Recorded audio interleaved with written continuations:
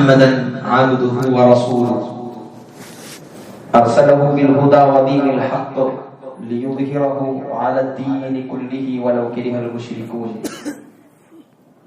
اللهم صل على محمد وعلى آل محمد كما صليت على إبراهيم وعلى آل إبراهيم إنك حميد مجيد. اللهم بارك على محمد وعلى آل محمد كما باركت على إبراهيم وعلى آل إبراهيم إنك حميد مجيد. أما بعد فإن خير الكلام كلام الله وخير السنن سنن محمد صلى الله عليه وسلم وشر الأمور محدثاتها وكل محدثة بدعة وكل بدعة ضلالة فكل ضلالة في النار. أيها الناس اتقوا الله عباد الله أوصيكم وإياي أولا بتقوى الله. بسم الله الرحمن الرحيم. يا أيها الذين آمنوا اتقوا الله حق تقاته ولا تموتن إلا وأنتم مسلمون. يا أيها الذين آمنوا اتقوا الله وقولوا قولا سديدا يصلح لكم أعمالكم ويغفر لكم ذنوبكم ومن يطع الله ورسوله فقد فاز فوزا عظيما.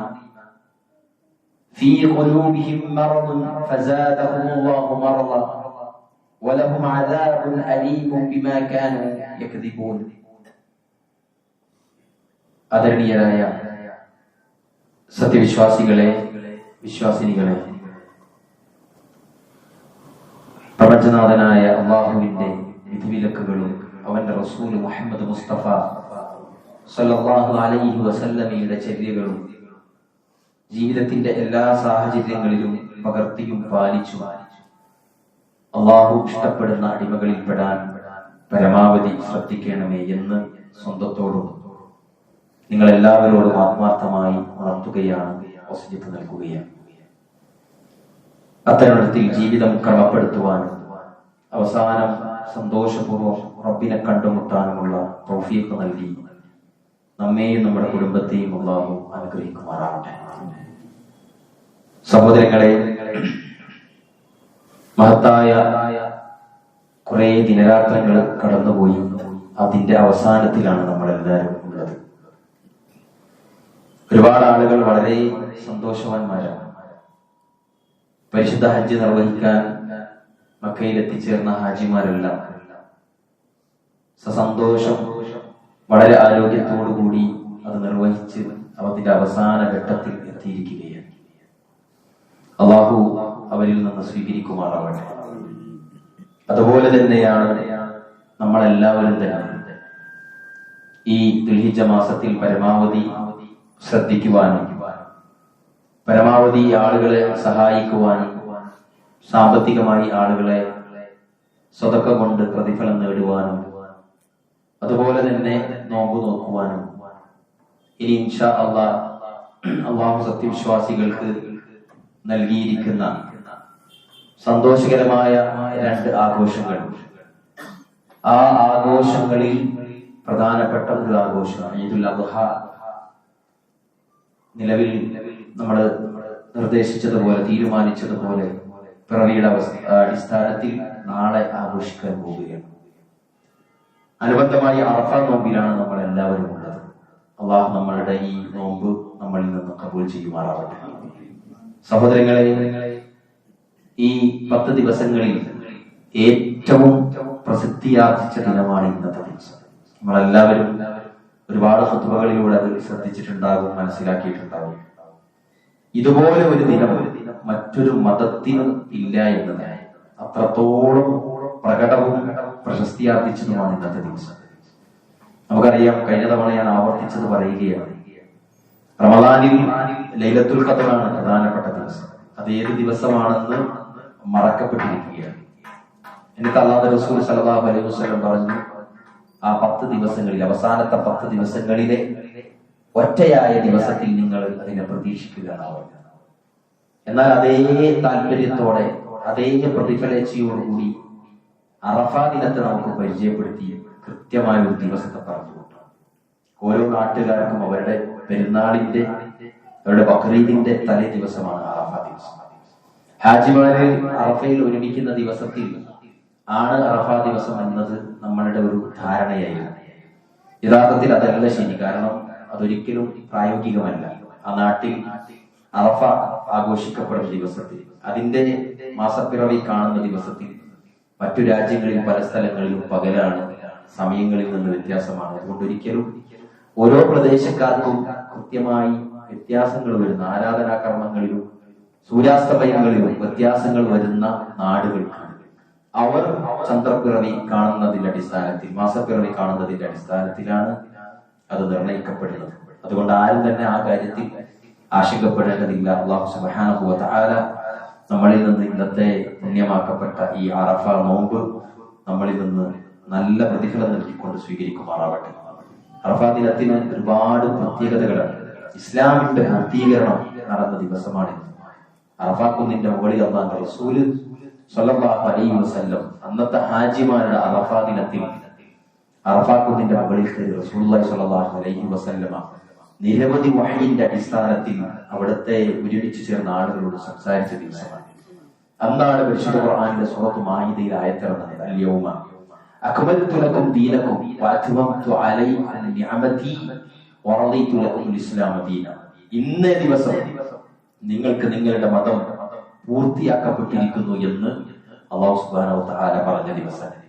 ഓരോ ദിവസവും അല്ലാഹുവിന്റെ വഹി ഇങ്ങനെ വരും. ഓരോ സാഹചര്യത്തിനനുസരിച്ച്, ഓരോ സംഭവങ്ങൾക്കിടയിൽ, റസൂലുള്ളാഹിന്റെ ഓരോ നടപടികൾക്കിടയിൽ, സഹാബാക്കളുടെ ആ നാടിന്റെ ചലനങ്ങൾക്കിടയിൽ അല്ലാഹുവിന്റെ ഓരോ വഹിയും ഇങ്ങനെ വന്നുകൊണ്ടിരിക്കുന്ന ഒരു കാലം. ആ കാലത്തിന്റെ ഒരു പരിസമാപ്തി എന്ന നിലയ്ക്ക് പരിശുദ്ധ ഖുർആനിന്റെ ആയത്തുകളുടെ ഇറങ്ങലുകളുടെ ഒരു പൂർത്തീകരണം, ഹദീസുകളുടെ ഒരു പൂർത്തീകരണം അന്ന് അല്ലാഹുവിന്റെ റസൂൽ സ്വല്ലല്ലാഹു അലൈഹി വസല്ലമയിലൂടെ അല്ലാഹു നമുക്ക് അറിയിച്ചു തരും. കൃത്യങ്ങൾ ആലോചിച്ച് നോക്കി. ആ നാട്ടിൽ ജീവിച്ചുകൊണ്ടിരിക്കുന്ന നമ്മളാണെങ്കിൽ ഓരോ ദിവസവും പ്രവാചകൻ മിമ്പറിൽ നിന്ന്, മിഹ്റാബിൽ നിന്ന്, സദസ്സിൽ നിന്ന്, യാത്രക്കിടയിൽ ഇതാ അള്ളാന്റെ വഹി വന്നിട്ടുണ്ട് കേട്ടോ എന്ന് പറഞ്ഞിട്ട് ഇങ്ങനെ ആളുകളെ പഠിപ്പിക്കുന്നു. അവരോരോന്നും അത് കേൾക്കുന്നു, അവരതുപോലെ അനുസരിക്കുന്നു. അവരുടെ ജീവിതത്തിൽ കൃത്യമായ ഒരു രൂപം, ഒരു രീതി, ഒരു എന്താ പറയാ, ഒരു സിസ്റ്റം അവർ കൊണ്ടുവരികയാണ്. അത് എന്തൊക്കെയാണോ അവർ ചെയ്തുകൊണ്ടിരിക്കുന്നത് അതിൽ നല്ലതേതെന്ന് റസൂലുള്ള വഹീന്റെ അടിസ്ഥാനത്തിൽ പറയുമ്പോൾ അത് ബലവത്താക്കുകയും അതിൽ മോശമാണ്, ശരിയല്ല എന്ന് പറയുന്ന കാര്യങ്ങൾ ജീവിതത്തിൽ നിന്ന് മുറിച്ചെടുത്ത് ഒഴിവാക്കുകയും ചെയ്യുന്ന ഒരു സമൂഹം, സ്ഫുടം ചെയ്യപ്പെട്ട ഒരു സമൂഹമായിട്ട് ആ സമൂഹത്തെ അല്ലാഹുവിന്റെ റസൂല് സമുദ്ധരിച്ചു. എന്നിട്ട് അറഫയുടെ മുകളിൽ വെച്ച് അല്ലാഹുവിന്റെ റസൂല് പറഞ്ഞു, ഇവിടെ ഹാജറുള്ളവർ, ഇവിടെ ഹാജറില്ലാത്ത ആളുകൾക്ക് ഈ സന്ദേശം എത്തിക്കണം. അല്ലാഹുവിന്റെ റസൂലിന്റെ അറഫ ഖുതുബയിൽ ലോകത്ത് ഇന്ന് ഏതൊരു മതക്കാരനും അംഗീകരിക്കപ്പെടുന്ന നൂറുകണക്കിന് നിയമങ്ങളാണ് അവിടെ കൊണ്ടുവന്നത്. ഇസ്ലാമിനെ ആക്ഷേപിക്കുന്ന ആളുകൾ, ഇസ്ലാമിനെ പരിഹസിക്കുന്ന ആളുകൾ ഈ അറഫാ ദിനത്തിൽ അല്ലാഹുവിന്റെ റസൂൽ നടത്തിയ ഖുതുബ ഒരു തവണ വായിച്ചാൽ ഇസ്ലാമിനെതിരെ ഒരു അക്ഷരം ഉണ്ടാകാൻ സാധിക്കില്ല. അത്രയും കൃത്യമായ രൂപത്തിലാണ് സ്ത്രീകൾക്ക് വേണ്ടി സംസാരിച്ചത്, സമൂഹത്തിന് വേണ്ടി സംസാരിച്ചത്, പൊതുനന്മയ്ക്ക് വേണ്ടി സംസാരിച്ചത്. ഓരോ വ്യക്തിയുടെയും വ്യക്തിതലങ്ങളിൽ വരേണ്ട സൂക്ഷ്മതയെ കുറിച്ച് അല്ലാഹുവിന്റെ റസൂൽ 1444 വർഷങ്ങൾക്ക് മുമ്പ് ഇതുപോലൊരു ദിവസം എന്ന് പറയാം, അവിടുത്തെ അന്നത്തെ അറഫ ദിവസത്തിൽ അല്ലാഹുവിന്റെ റസൂൽ ആ ഖുതുബയിലൂടെ അല്ലാഹുവിന്റെ മതം പൂർത്തിയാക്കി എന്നും ദീനക്കും വഅത്മംതു അലൈക്കും നിഅമതി വറദീതു ലക്കും അൽ-ഇസ്ലാമ ദീന, അല്ലാഹുവിന്റെ അടുക്കൽ സംതൃപ്തമാക്കപ്പെട്ട, അല്ലാഹു പൂർത്തിയാക്കി തന്നിരിക്കുന്ന മതമായ ഇസ്ലാമിനെ അല്ലാഹു തൃപ്തിപ്പെട്ടിരിക്കുന്നു എന്ന് റസൂലുള്ളാഹി സ്വല്ലല്ലാഹു അലൈഹി വസല്ലം പ്രഖ്യാപിച്ചത് ആ അറഫാ ദിനത്തിലായിരുന്നു. പ്രിയപ്പെട്ടവരെ, ഈ ആയത്തിനെ കുറിച്ച് മഹാനായ ഉമർ ഇബ്നു ഖത്താബ് റളിയല്ലാഹു അൻഹുവിനോട് ഒരു ജൂതൻ വന്ന് പറയുന്ന ഒരു കാര്യം ചരിത്രത്തിൽ സംഭവബഹുലമായി രേഖപ്പെടുത്തിയിട്ടുണ്ട്. അദ്ദേഹം പറയുകയാണ്, യാ അമീറുൽ മുഅ്മിനീൻ, ആയത്തുൻ ഫീ കിതാബികും തഖറഊനഹാ ലൗ അലൈനാ മഅശറൽ യഹൂദ നസലത് ലത്തഖദ്നാ ദാലിക യൗമ ഈദ.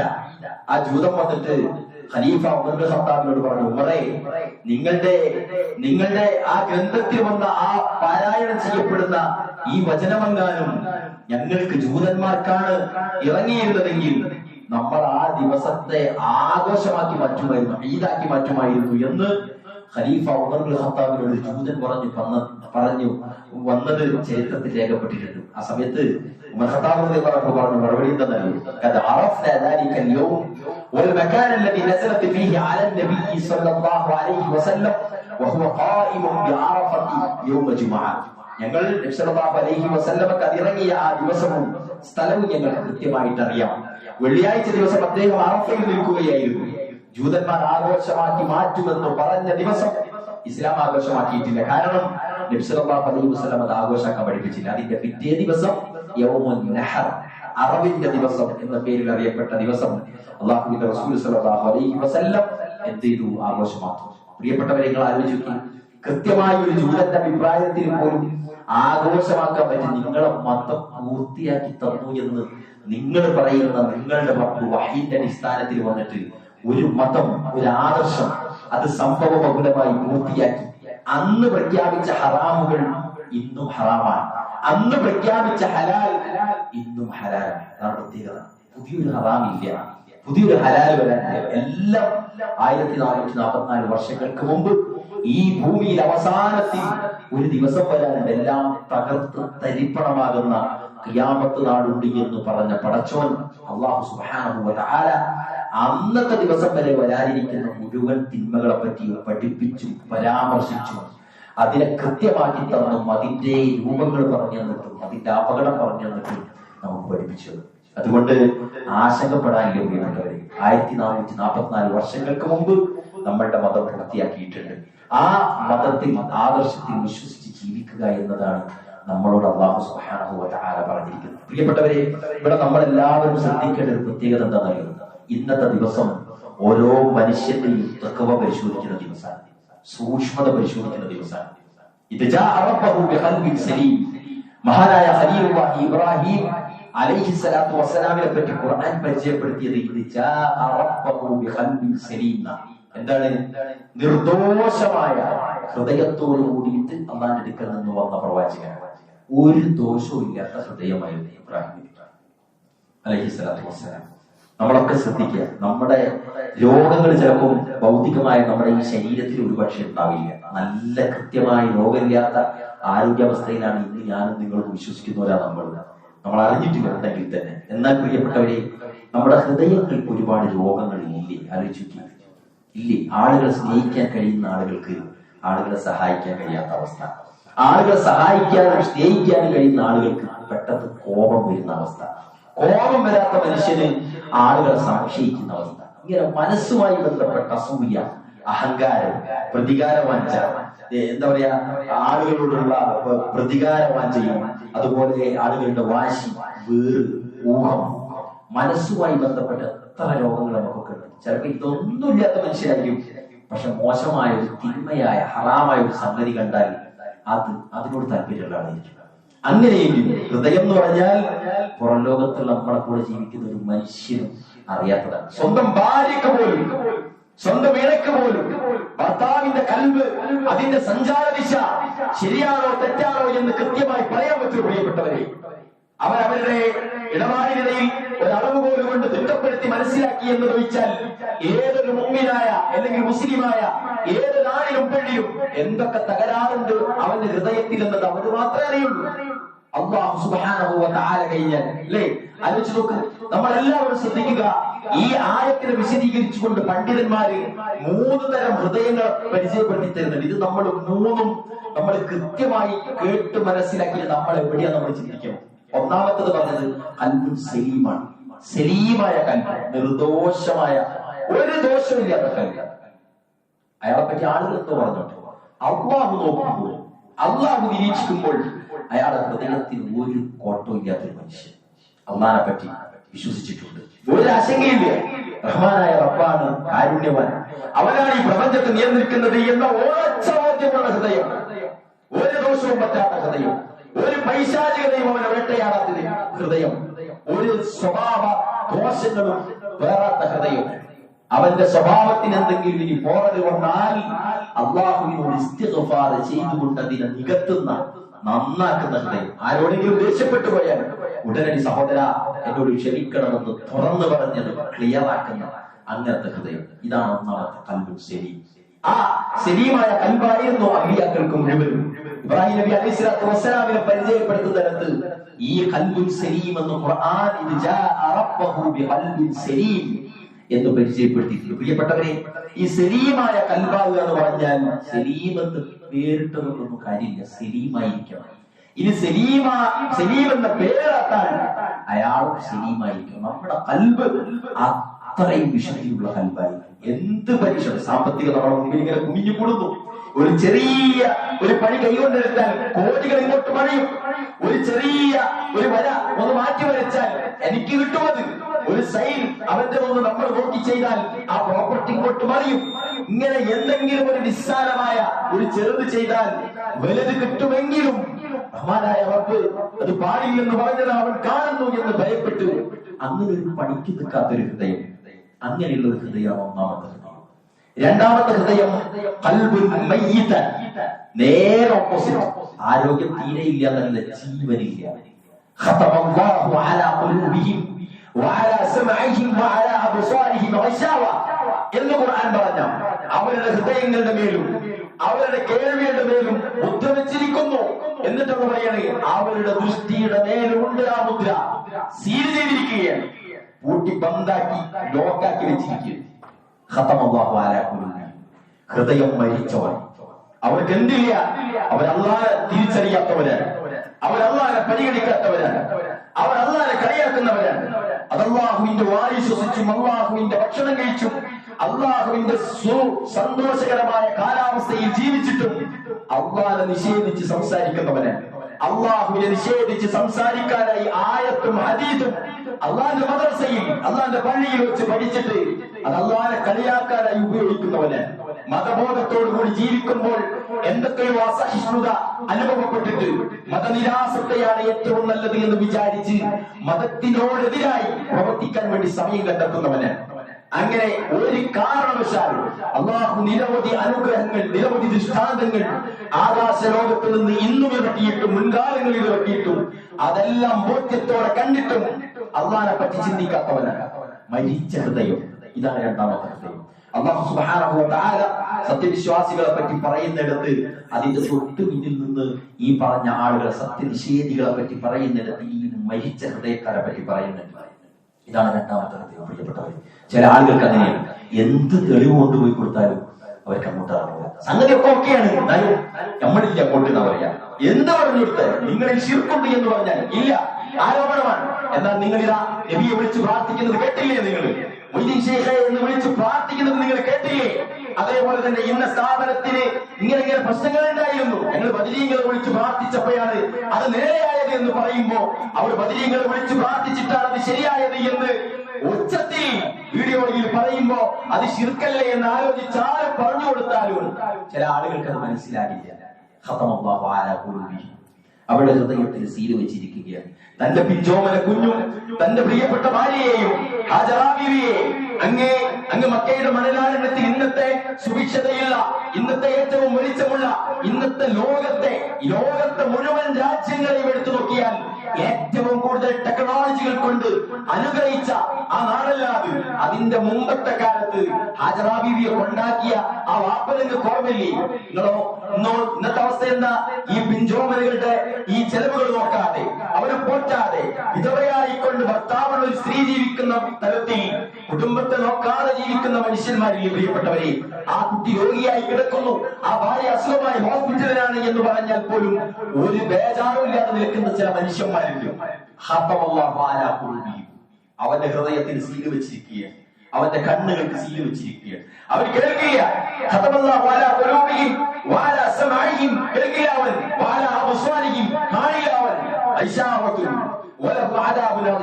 അള്ളാഹുവിന്റെ പരിശുദ്ധ ഖുർആൻ പറഞ്ഞില്ലേ, അവർക്ക് മുദ്ര വെച്ചിരിക്കുന്ന ഒരു വിഭാഗം. ഇതാണ് രണ്ടാമത്തെ വിഭാഗം.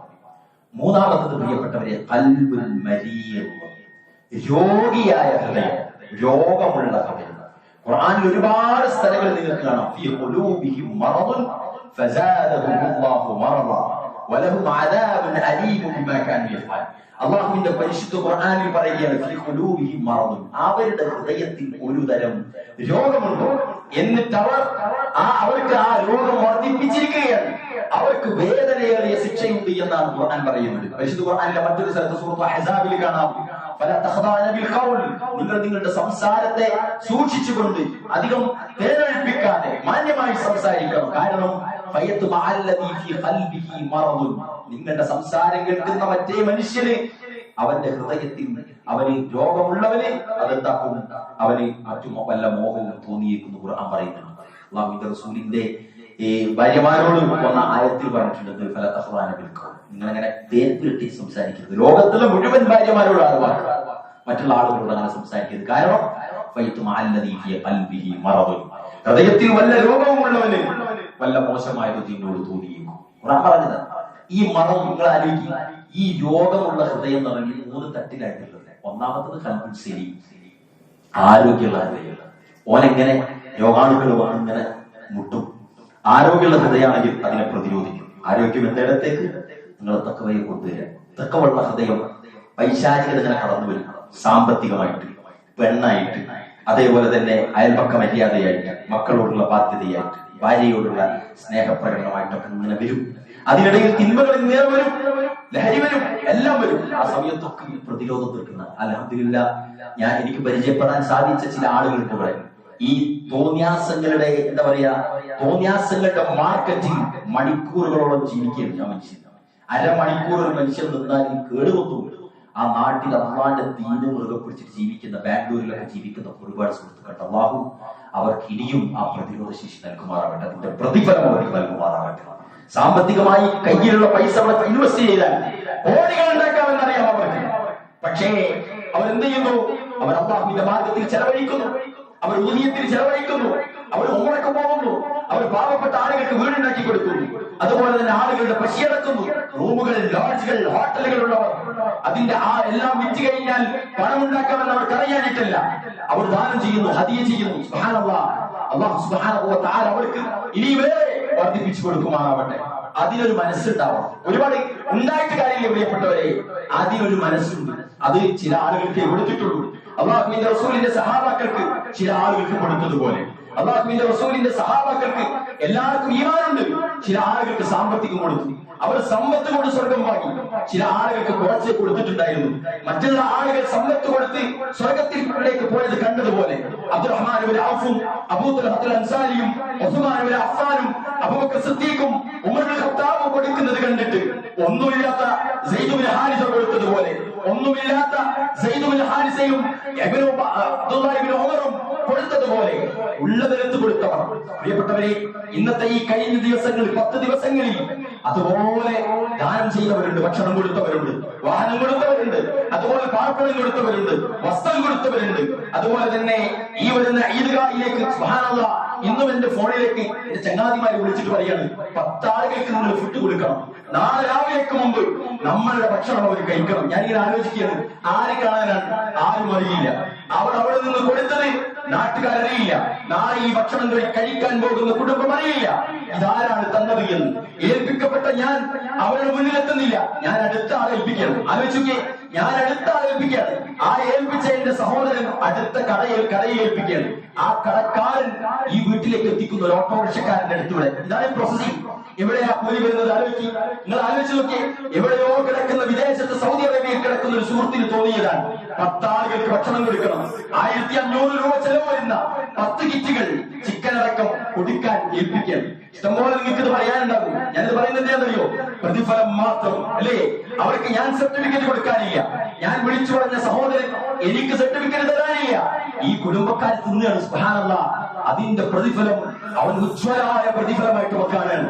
ഉജ്ജ്വലമായ പ്രതിഫലം ഈ അറഫ ദിനത്തിൽ അവൻ ചെയ്യുന്ന ദാനധർമ്മം അവരെ സഹായിക്കുമെന്നുള്ള ഉദാത്ത വിശ്വാസം. പ്രിയപ്പെട്ടവരെ, ഇതാണ് ഒരു ഹൃദയം, ഖൽബുൻ സലീം. രണ്ടാമത്തെ ഹൃദയം നമുക്കറിയാം. ഈ ഖൽബുൻ സലീമായ ഹൃദയത്തിലേക്ക് രോഗാണുക്കൾ വരും. പ്രതിരോധിച്ചിട്ടില്ലെങ്കിൽ, മരുന്ന് കഴിച്ചിട്ടില്ലെങ്കിൽ അവൻ എന്ത് ചെയ്യും? ഖൽബുൻ മരീദാകും. ആവില്ലേ? ആവും. ഒന്നാമത്തെ പ്രതിരോധമില്ലെങ്കിൽ അവൻ ഉടനടി കൽബുൻ മരീദാവും. യഥാർത്ഥത്തിൽ കൽബുൻ മരീദ് എന്ന് പറഞ്ഞാൽ മരിച്ചിട്ടില്ല, പക്ഷേ പൂർണ്ണ ആരോഗ്യവുമില്ല. നമ്മളെ സ്ഥിതിയാണ്. ദീനെന്ന് പുറത്തേക്ക് പോയിട്ടുമില്ല, ദീന് പൂർണ്ണമായി അവലംബിക്കാൻ നമുക്ക് സാധിച്ചിട്ടുമില്ല. കൽബുൻ മരീദ് അല്ലേ? ആലോചിക്കും, താഴെയിരിക്കുന്ന സഹോദരിമാരെ, നിങ്ങൾ ആലോചിക്കും, കൽബുൻ മരീദിലല്ലേ നമ്മളുള്ളത്? ആണ്. എന്താണ്? മുസ്ലിങ്ങളാണ്, മുസ്ലിം പേരുണ്ട്, മുസ്ലിം കുടുംബത്തിലാണ്, നമസ്കരിക്കുന്നുണ്ട്, വല്ലപ്പോഴും സകാത്ത് കൊടുക്കുന്നുണ്ട്, വല്ലപ്പോഴും ഖുർആൻ ഓതുന്നുണ്ട്. പക്ഷെ അല്ലാഹുവിന്റെ റസൂലിന്റെ സഹാബാക്കളെ പോലെ നമ്മൾ ചെയ്തിട്ടില്ല. ഇല്ല, ഒരു ഉറപ്പാണ് നമുക്ക്. ഇല്ല, കട്ടായമാണത്, ഉറപ്പാണ്. അപ്പൊ കൽബുൻ മരീദാണ്. ഈ കൽബുൻ മരീദായ പ്രത്യേകത എന്താണെന്നറിയോ? അവർ നല്ല ഡെഡിക്കേറ്റ് ആയി മെഡിസിൻ കഴിച്ച് ചികിത്സിച്ച് നന്നാക്കിയെടുത്താൽ അവർ കൽബുൻ സലീമാവും. അല്ലേ? പൂർണ്ണ ആരോഗ്യത്തിലേക്ക് അവർ ഹൃദയത്തെ അവർക്ക് കൊണ്ടുവരാം. ഈ രോഗവും തത്വയും നിങ്ങൾ പാരലായിട്ട് മനസ്സിൽ വെക്കണം. അവർ എന്ത് ചെയ്യും? ഈ മെഡിസിൻ ഒക്കെ കഴിച്ച് എനിക്ക് ആരോഗ്യം പൂർണ്ണമായിട്ട് കിട്ടണമെന്ന് വിചാരിച്ചാൽ അവർ കൽബുൻ സലീമാവും. നമുക്ക് സാധിക്കും പ്രിയപ്പെട്ടവരെ. അതിനാണ് ഇന്നത്തെ ദിവസമൊക്കെ അല്ലാഹു നമുക്ക് തന്നത്. നമുക്ക് സാധിക്കും. നമ്മൾ പ്രതിരോധിച്ചാൽ, തിന്മകൾക്കെതിരെ പ്രതിരോധിച്ചാൽ, നന്മകൾക്ക് വേണ്ടിയിട്ട് മത്സരിച്ചാൽ, പ്രിയപ്പെട്ടവരെ നമുക്ക് സാധിക്കും, ഉറപ്പാണ്. എങ്കിൽ നമ്മൾക്ക് കൽബുൻ സലീമാകാൻ സാധിക്കും. ഇനിയോ ഈ ചികിത്സയും ഇല്ല, ഈ പറഞ്ഞ ഒരു പരിഗണനയും ഇല്ലാതെ മരീദായ കൽബായിട്ട് ഇന്നലെ പോയി കഴിഞ്ഞാൽ എന്താ മരീദായ കൽബിന്റെ പ്രത്യേകത?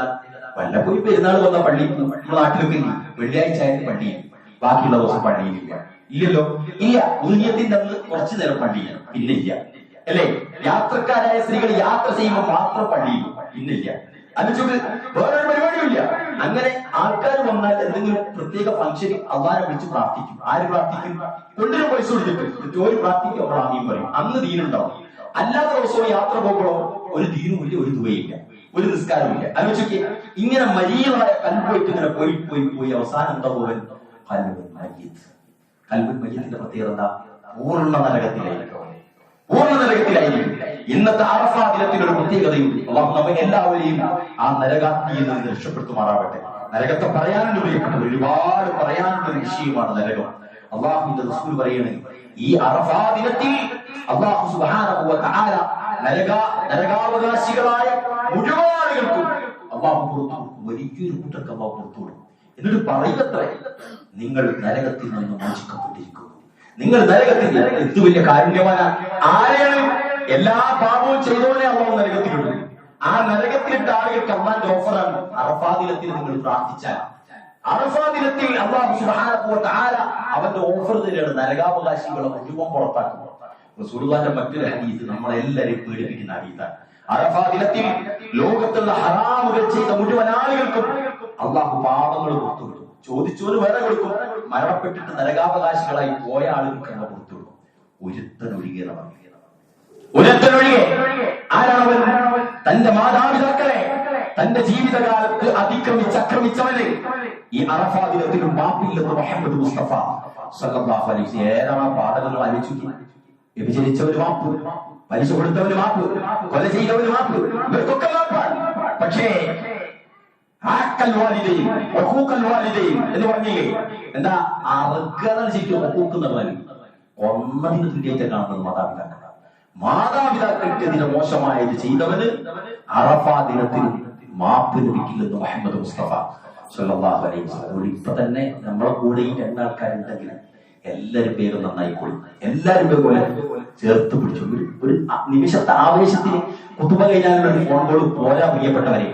നമ്മൾ പോയവരെടുത്ത് നമ്മൾ മാറിയിട്ടുണ്ടെന്ന് അവർക്ക് മനസ്സിലാകുന്ന അത്ര പണിയും മുടക്കണം. ഓർമ്മയില്ലേ? ഇബ്നു ഉമറിന്റെ ഭരണകാലത്ത് ഈ മതാഫിയോട് ഉമ്മാനെയും പിടിച്ചിട്ട് ഇങ്ങനെ ഈ കവിതയും ചൊല്ലി നടന്ന മനുഷ്യനോട് മനുഷ്യൻ പറഞ്ഞില്ലേ, എന്റെ ഉമ്മയാണ്, ഉമ്മാനോട് അത്ര ഹക്കില്ലേ, ഞാനിതൊക്കെ ചെയ്തു കൊടുത്താൽ എന്റെ ഹക്ക് തീരുമോ എന്ന് ചോദിച്ചപ്പോ എന്താ പറഞ്ഞത്? പറഞ്ഞു, സഹോദര, ആ ഉമ്മ നിനക്ക് വേണ്ടി ആ ഗർഭസമയത്ത് എടുത്തൊരു ശ്വാസത്തിന് പകരാവൂല.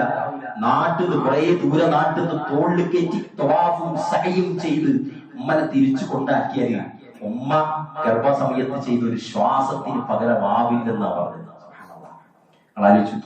ഇതാണ് അറഫാ ദിനത്തിന്റെ ഒരു പ്രത്യേകത. രണ്ടാമതായി പ്രിയപ്പെട്ടവരെ, എല്ലാവരും ഇസ്തിഗ്ഫാർ ചെയ്യുക. നിങ്ങൾ വിചാരിക്കും ഇന്നത്തെ ദിവസത്തിന്റെ അസറിന്റെയും മഗ്രിബിന്റെയും ഇടയിലൊക്കെ ഉണ്ടല്ലോ, ഒരു സെക്കൻഡ് പോലും ഇവിടെ വെറുതെ നിൽക്കാൻ പാടില്ല.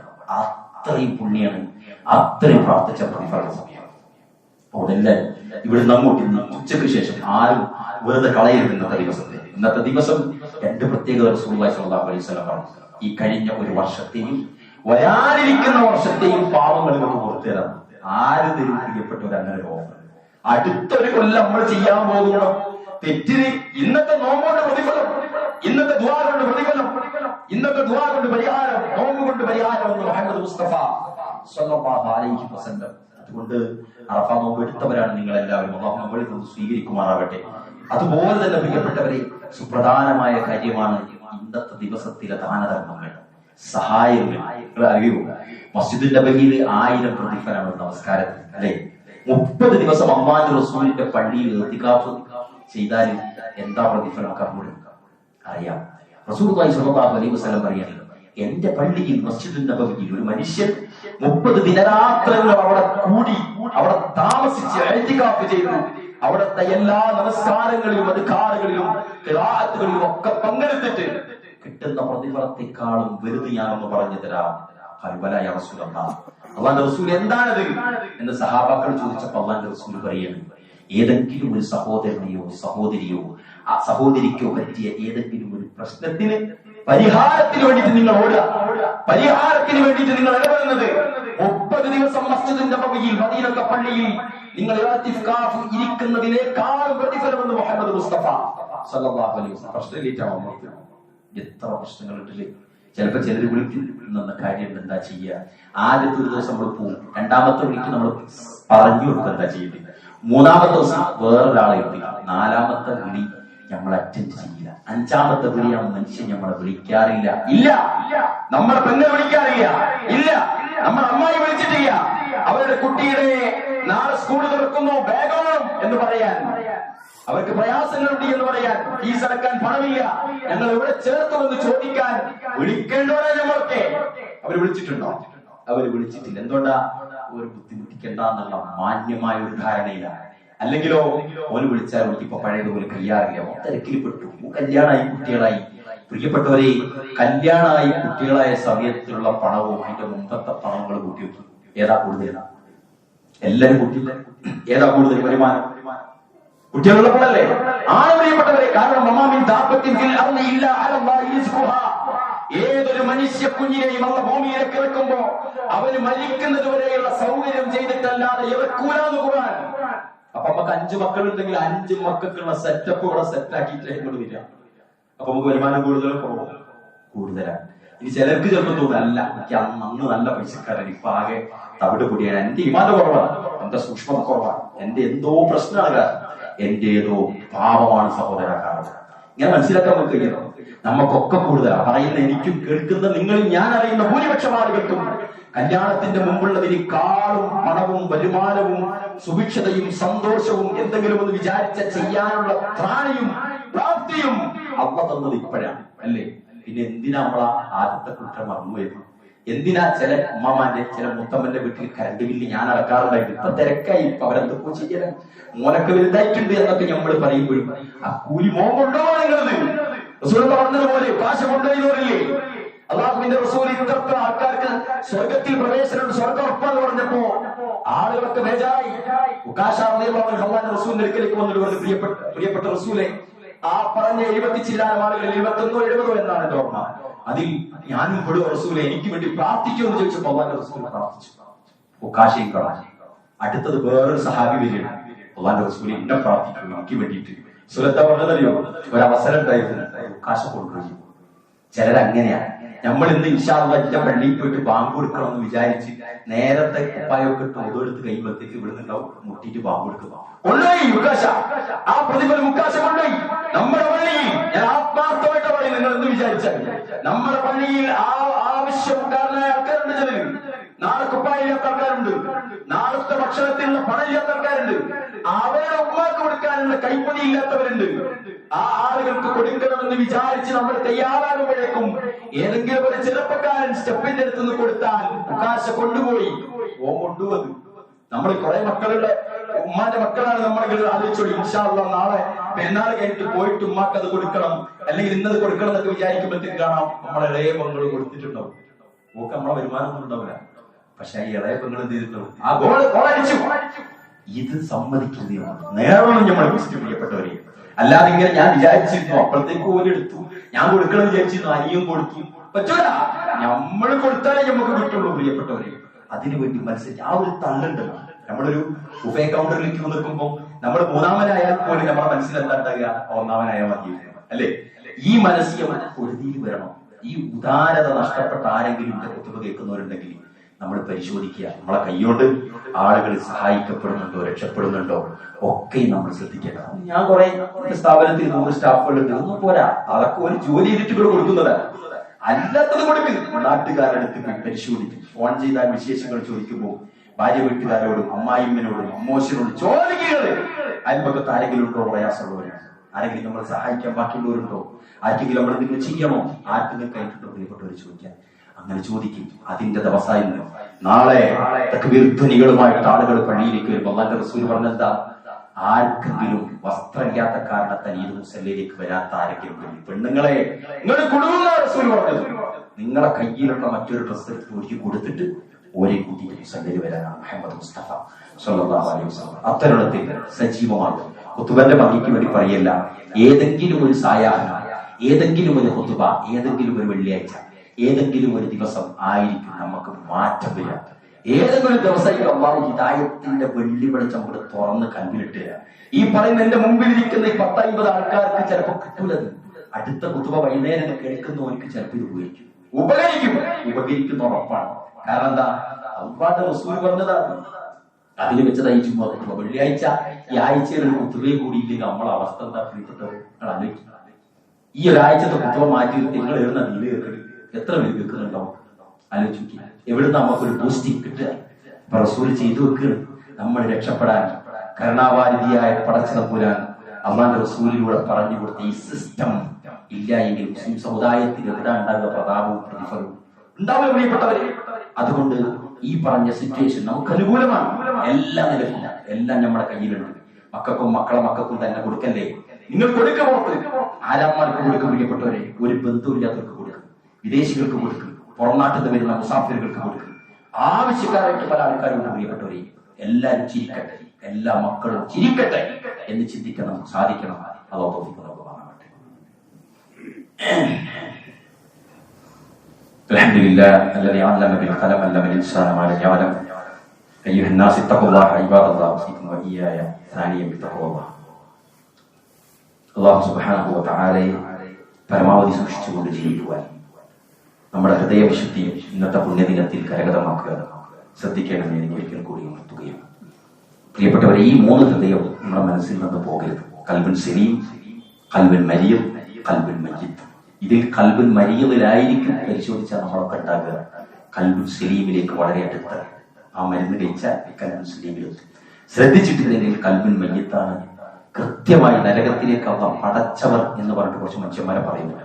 വലഖദ് ദറഅനാ ലിജഹന്നമ കസീറൻ മിനൽ ജിന്നി വൽ ഇൻസ്. ഇൻസിന്റെയും ജിന്നിന്റെയും കൂട്ടത്തിൽ നരകത്തിലേക്ക് വേണ്ടി പടച്ച കുറച്ച് ആൾക്കാരുണ്ട് അള്ളാഹു പറഞ്ഞു. അതിൽ നമ്മൾ പെടരുത് പ്രിയപ്പെട്ടവരെ, രക്ഷപ്പെടുക. അള്ളാഹു സഹായിക്കുമാറാകട്ടെ. ഈ അറഫാ ദിനം എന്ന ഇന്നത്തെ ദിവസം കഴിഞ്ഞാൽ തൊട്ടടുത്ത ദിവസം ബലി പെരുന്നാളാണ്. നമുക്കറിയാം നാളെ ശ്രേഷ്ഠമായ ദിവസമാണ്. ഇന്ന അഅ്ളമൽ അയ്യാമ ഇൻദല്ലാഹി തബാറക വ തആല യൗമുൻ നഹർ ثم يوم القرب قال عيسى قال ثور وهو اليوم الثاني.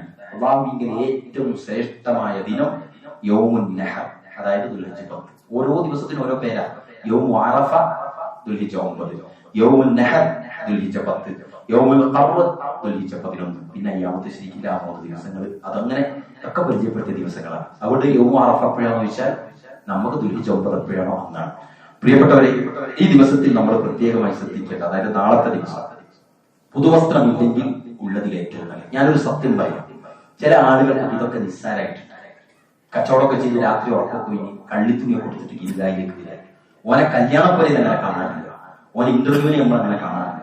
അള്ളാഹ് ഓർത്തിട്ട് പറയുകയാണ്, നിങ്ങളുടെ അടുത്ത് ഉള്ളതിൽ നല്ലത് എടുക്കാൻ കഴിയുന്ന ഒരു എടുത്തോളി, ഇനി നല്ലതുള്ളവർ നല്ലത് ഇട്ടിട്ട് ഈദ്ഗാഹിലേക്ക് വരിക. ഈദ്ഗാഹിൽ പുതിയ വസ്ത്രം, പുതുവസ്ത്രം ധരിക്കൽ സുന്നത്താണ്. ഇനിയോ ഈ ധരിക്കുന്ന വസ്ത്രത്തിൽ ആ വസ്ത്രം ഹറാമാകാൻ പാടില്ല. ആരുടെ പൈസ ഉണ്ടാകരുത്, അങ്ങനത്തെ സമ്പാദ്യം ഉണ്ടാകരുത്. അള്ളാഹുവിന്റെ റസൂൽ അനുവദിക്കാത്ത രൂപത്തിലുള്ളതും ആകരുത് എന്നത് സ്ത്രീകളും കുട്ടികളടക്കം എല്ലാവരും ശ്രദ്ധിക്കുക. ഇനിയോ പുതുവസ്ത്രം ധരിക്കുമ്പോഴുള്ള പ്രാർത്ഥന, പുതുവസ്ത്രം ധരിച്ച ആളെ കണ്ടാലുള്ള പ്രാർത്ഥന, ഇതൊക്കെ നമ്മൾ ചെല്ലാൻ പഠിക്കുക. അതേപോലെ തന്നെ കുളിക്കുക, സുഗന്ധം പൂശുക. സുഗന്ധം പൂശുന്നതിൽ സ്ത്രീകൾക്ക് അത് ഹറാമാണ്, ബാക്കിയുള്ള ആളുകൾ പൂശുക. ഇനി പെരുന്നാൾ ദിവസം നമുക്കറിയാം, പെരുന്നാൾ നമസ്കാരം പള്ളിയിൽ നിന്നുള്ള ദിവസം ഈദ്ഗാഹിലേക്ക് വെക്കാൻ കാരണം ഒരു സമൂഹം മുഴുവനും ആഘോഷിക്കേണ്ട രണ്ടേ ആഘോഷമാണ് ഈദ്. ആളുകൾ പറയുന്ന പള്ളിയിലെ എന്തിനാ പറമ്പ് പോകുന്നു? അള്ളാഹുവിന്റെ റസൂൽ പറമ്പ് പോകാൻ പറഞ്ഞപ്പോ നമ്മൾ പള്ളി കുത്തിരിക്കും, പള്ളി കുത്തിരിക്കാൻ പറഞ്ഞപ്പോ ഈദ്ഗാഹിലൊക്കെ നമ്മൾ പറമ്പ് പോയി. തല കുത്തനെയാണ് നമ്മൾ അല്ലെ? നമ്മുടെ സമുദായങ്ങൾ ആലോചിച്ചു. 27 രാവിലെ പള്ളിയിൽ ഭജനയിൽ റസൂൽ ഈദ്ഗാഹ് പള്ളിയിലായിരുന്നു, നമ്മൾ ഈദ്ഗാഹ് കാട്ടിലേക്ക് കൊണ്ടുപോയി, പാടത്തേക്ക്. ആലോചിച്ചു, തലതിരിയാണ്. ഇവിടെ റസൂലുള്ളാഹി സ്വല്ലല്ലാഹു അലൈഹി വസല്ലം എന്തിനാണെന്നറിയോ?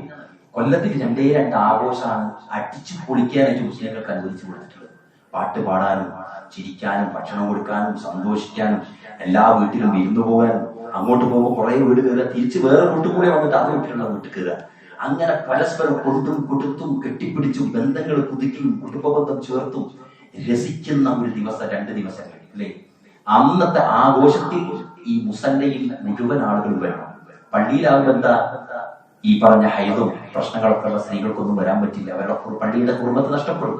അതുകൊണ്ടാണ് അള്ളാഹു റസൂൽ ഈദ് മുസല്ലയിലേക്ക് വരാൻ പറഞ്ഞിട്ടുള്ളത്. നമ്മുടെ ആൾക്കാരോ ഓൾറെഡി പള്ളിയിലേക്ക് തന്നെ ആൾക്കാർ പറഞ്ഞയക്കുന്നില്ല. യാത്രക്കാരാണെങ്കിൽ ടിക്കറ്റ് ഉണ്ടെങ്കിൽ മാത്രം പള്ളിയിൽ പോവാ. പള്ളിയിലേക്ക് ഇന്നലെ ഞാൻ നാട്ടിൽ നിന്ന് വരുമ്പോൾ ആ ഇരിട്ടി ഭാഗത്ത് 3ഓളം സുന്നിപ്പള്ളി എന്നോട് ക്ഷമിക്കണം, ബാങ്ക് കൊടുക്കാൻ 1 മണിക്കൂറേ സമയമുള്ളൂ, അസർ നമസ്കരിക്കാൻ പോയിട്ട് ഇവിടെ സൗകര്യമില്ല എന്ന് പറയില്ല. ഞാനൊരു മനുഷ്യനോട് പറഞ്ഞു, ഒരു പള്ളിന്റെ ആരെങ്കിലാണ് അതേന്ന് പറഞ്ഞപ്പോ ആ മനുഷ്യനോട് ഞാൻ കുത്തുപേര് പറയുന്നത്, ഞാൻ പറഞ്ഞു നിങ്ങൾ അള്ളാഹിനോട് മറുപടി പറയട്ടെ.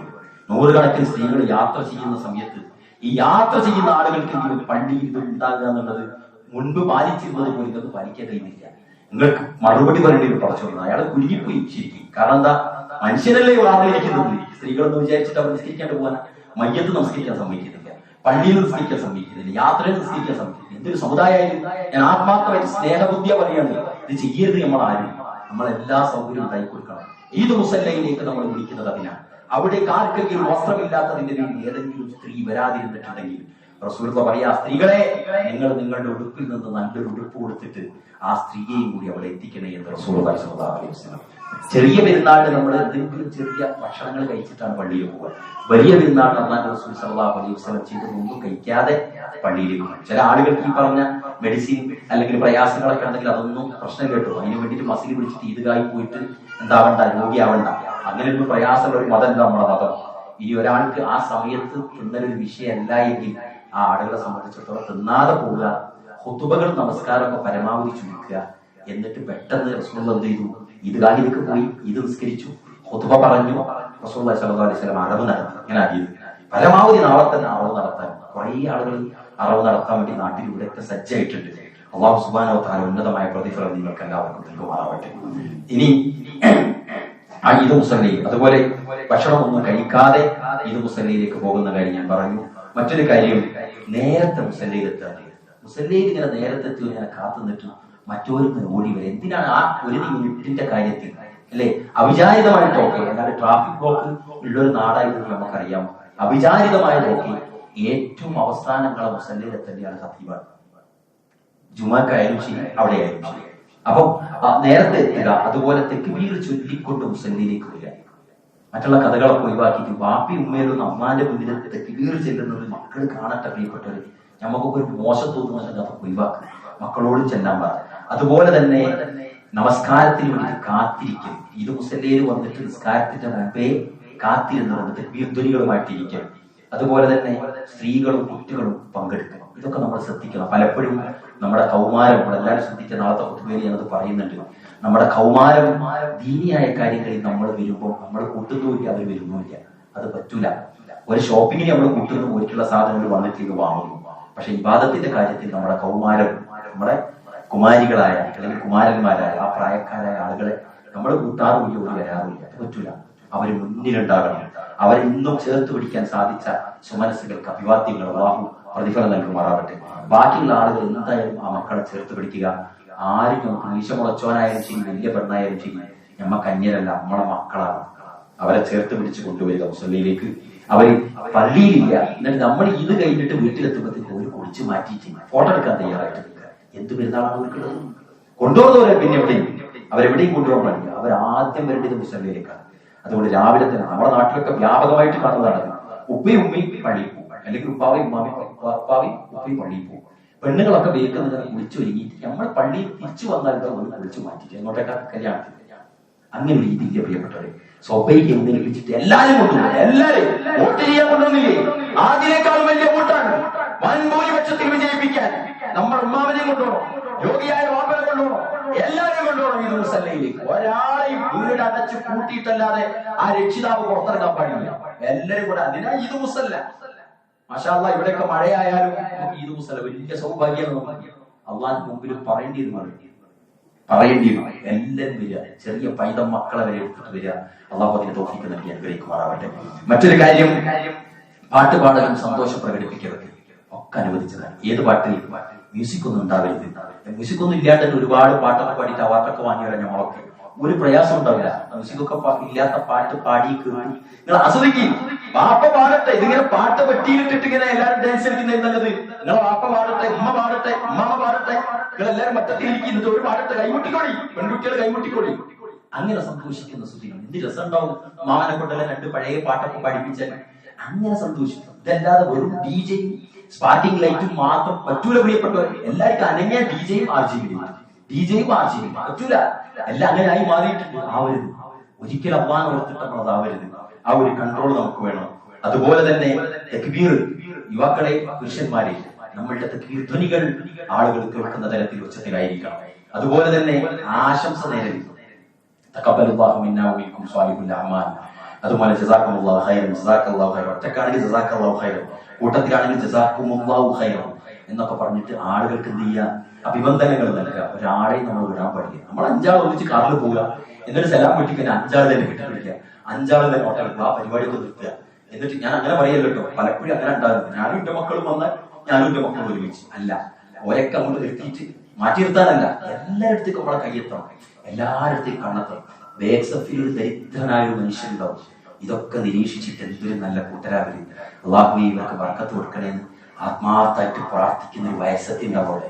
ചിലപ്പോ നമ്മൾ യുവതികൾ ആരും ആ വയസ്സത്തേക്ക് പോയിട്ട് അസ്സലാമു അലൈക്കും എന്നൊക്കെ അള്ളാന്റെ രക്ഷം കാട്ടിൽ പറഞ്ഞിട്ട് പോലും ഉണ്ടാവും. നിങ്ങൾ ഈ അർത്ഥം ചിന്തിച്ചു നോക്കി. ഒരു പ്രാർത്ഥിക്കുക, മാഷാ അല്ലാഹ്, എന്തൊരു കൊത്തുബ സംവിധാനിക്കുന്നു, മധുരം കൊടുക്കുന്നു, എത്ര ആൾക്കാരാ, എത്ര ചെറുപ്പക്കാരാ എന്നൊക്കെ വിചാരിച്ച് സുഖമില്ലാത്തൊരു മനുഷ്യൻ വഴിയിൽ പിടിച്ചിട്ട് ഇങ്ങനെ ഞമ്മക്ക് വേണ്ടി പ്രാർത്ഥിക്കുമ്പോൾ നിങ്ങൾക്ക് അള്ളാന്റെ രക്ഷം ഉണ്ടാകട്ടെ നമുക്ക് അങ്ങോട്ട് പോയിട്ട് പറയാൻ കഴിയണം പ്രിയപ്പെട്ടവരെ. അങ്ങനെ ഒരുപാട് ആളുകളുണ്ട്, കാണാൻ മുഞ്ചില്ലാത്തവര്, നല്ല കുപ്പായില്ലാത്തവര്, നല്ല ശരീരമില്ലാത്തവര്, നല്ല നിറമില്ലാത്തവര്. ഓരോരുത്ത് പോയിട്ട് കെട്ടിപ്പിടിക്കണം. അല്ലാണ്ട് പണക്കാരനും വെളുത്തോനും ഡോക്ടറും മാത്രം പോരാ എന്നാണ് ഞാൻ പറഞ്ഞു വന്നത്. എല്ലാരിലേക്കും എത്തുന്നൊരു വല്ലാത്തൊരു ദിവസമായിട്ട് നാളത്തെ ദിവസത്തെ നമുക്ക് മാറ്റാൻ കഴിയും നമുക്കെല്ലാവരും. ഇവിടെയുള്ള ഏറ്റവും മനുഷ്യന്മാരും ഈ മെമ്പറിൽ നിന്ന് പറയുന്നത് അങ്ങോട്ട് അപ്പടി അനുസരിക്കുന്നവരാ. കഴിയും നമുക്കെല്ലാവർക്കും അത്തരണത്തിലുള്ള ഈദായി നമ്മുടെ നാളത്തെ ഈദ് മാറണം. അള്ളാഹു തൗഫീഖ് നൽകുമാറാവട്ടെ. വസല്ലല്ലാഹു വസല്ലം വബാറക അലാ നബിയിനാ മുഹമ്മദിൻ വഅലാ ആലിഹി വസഹ്ബിഹി അജ്മഈൻ.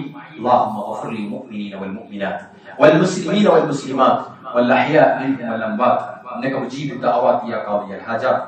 ربنا هب لنا من ازواجنا وذرياتنا قرة اعين واجعلنا للمتقين اماما. اللهم يا مقلب القلوب ثبت قلوبنا على دينك. اللهم انصر الاخوان المسلمين في كل مكان. توفنا مسلما والحقنا بالصالحين. اللهم اجرنا من النار، اللهم اجرنا من النار، اللهم اجرنا من النار. اللهم اعز الاسلام والمسلمين واذل الشرك والمشركين. اللهم انا نعوذ بك من عذاب جهنم ومن عذاب القبر ومن فتنة المحيا والممات ومن فتنة المسيح الدجال. اللهم إنا نسألك الجنة ونعوذ بك من النار. ربنا آتنا في الدنيا حسنة وفي الآخرة حسنة وقنا عذاب النار. اللهم صل على محمد وعلى آل محمد.